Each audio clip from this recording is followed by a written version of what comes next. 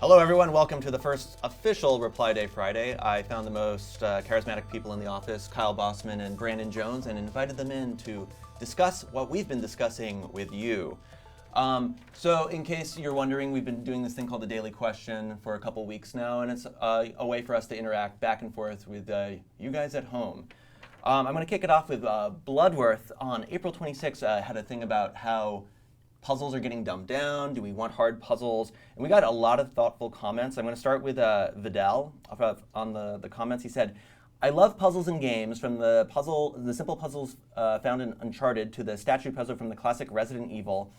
The difficulty is relative. Most of the super hard puzzles were hard because they weren't very well designed. I'm okay with hard puzzles as long as they are clever and make sense."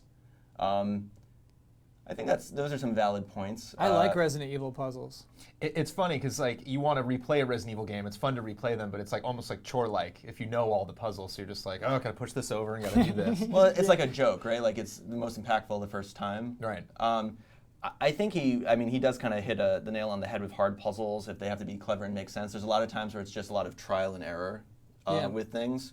Kind of ultimately, it may not be as clever as it is, even when you stumble upon that solution. Though there is an idea of discovery. Like when I was playing Antechamber, part of that game was just trying to figure out what was going on in the first place. Right. I don't think I've ever played an adventure game that I have not sought help on. I don't think I've ever played an adventure game in any genre from any year that I played all the way through just from my own cleverness.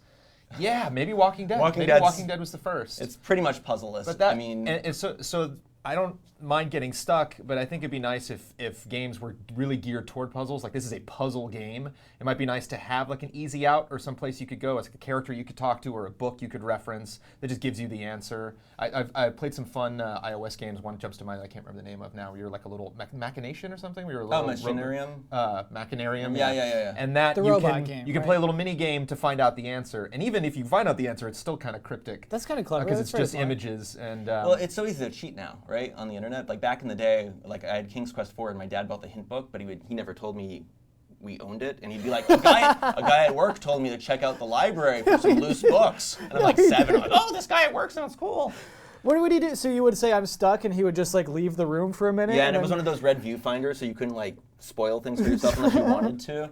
I got one more comment. Hold on, I'm still curious about when did he reveal that he had that hint book? Like, how did you learn about it? You know how you may find your dad's old Playboys hidden somewhere? I found it in the closet. Trapped in the closet. I found it in the closet. That's really funny. Boston Shawnee D has another good point where he says he thinks it depends on what the goal of the game is. For instance, he wouldn't dream of looking up an answer to Portal, but he'd look up the location for hidden objects in Tomb Raider. And I think there's kind of a form-appropriate sort of thing going on there too, where sometimes you want to hold your way off. I think people don't want to be stuck anymore. Yeah. And when the games are very linear, like Portal, you have to get through those test chambers in an exact order. I'm kind of saying the exact opposite of what he was saying, but it can be sometimes difficult to really bang your head against something. Maybe you sleep on it, but sometimes you want to just make progress. Well, that was like the interesting thing that Bloodworth touched on in his question was he talked about how developers are afraid that people will get too frustrated with their games and stop it. So because of the risk of somebody leaving their game, they don't want to put puzzles in them, which is like chilling. That's a scary thing. I mean, one of the guys who made The Walking Dead said that, their game's episodic, and they're like, we found out Sam & Max was episodic, all those other games were. They're like, they said they found out very quickly when you're making an episodic game, you don't want people to get stuck, or they're not going to continue. Right.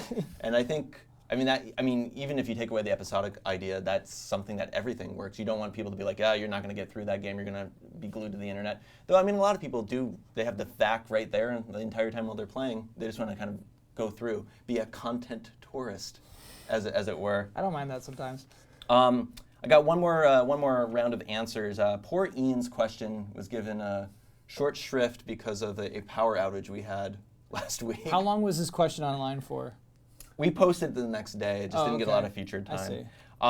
And he was saying that he thinks games are too easy now, kind of going off of Bloodworth's like puzzle aspect.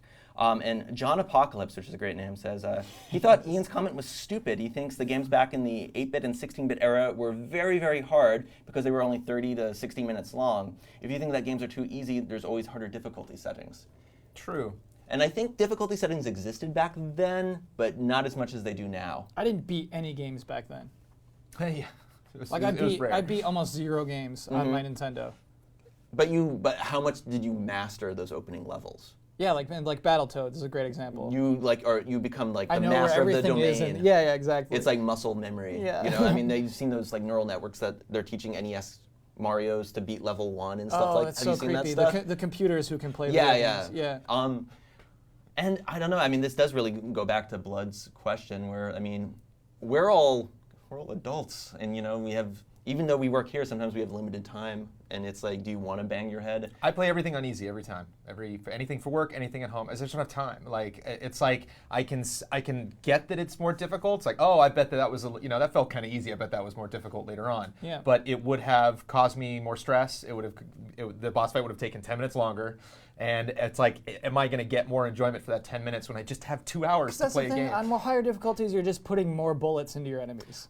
There's a couple exceptions. In a poor case. Yeah. If people do it smart, like I think the original Crysis, if you up the difficulty to the hardest level, the Koreans would start speaking Korean. So instead of them saying like over there, and that's the kind of stuff. That's a really cool example. Like the idea of people just having like magic aim all of a sudden. Like I've been playing BioShock on 1999 mode, and I usually don't dabble in harder difficulties. But I actually felt the game on easy. That game was kind of too easy, and it is a lot of this like cowering and taking your shots. Like I know Chris, who's filming right now, he plays the Halo games on Legendary, and I don't find that fun at all. A co-op, it's pretty fun. If you can actually manage between 2 or 3 players, like one guy's taking the heat and the rest of people distracting, then it's kind of fun. So you have legitimate strategies when you're playing Halo multiplayer. That's if it's cool. co-op. Yeah, there's a way to mitigate the damage.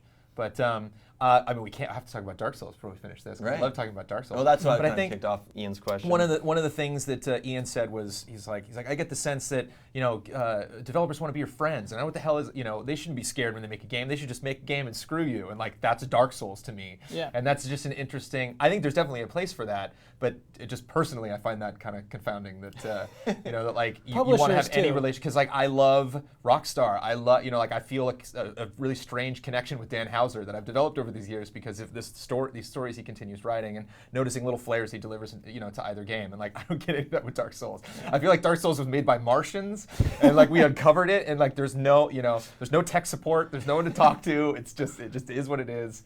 Deal with it. And we have it. Yeah, Dark Souls made by Martians. So Kyle, did you pull any choice quotes that I asked while you sipped coffee? Yeah, so Mike Damiani did one about the Wii U. Really popular question. And popular question, mostly no one answered his direct question. He asked like, hey, the Wii